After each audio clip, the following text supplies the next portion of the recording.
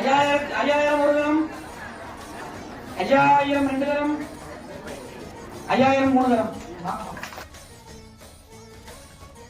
இது என்ட்ராய்டு 5000 ரூபா கொடுத்து அந்த தேங்காயை வாங்குறது. அந்த தேங்காயில் அப்படி என்னடா ஸ்பெஷல் இருக்குது அப்படின்னு கேட்டிங்கன்னா, இப்போ வந்து நிறைய கோயில் திருவிழாக்கள் எல்லாம் முக்கியமான ஒரு நாளாக இருக்கிறது திருக்கல்யாணம். இந்த திருக்கல்யாணம் பார்க்குறதுனால கல்யாணம் ஆகாதவங்களுக்கு கல்யாணம் ஆகிறதுனால நிறைய பேர் அந்த திருக்கல்யாணத்தை அட்டன் பண்ணுவாங்க.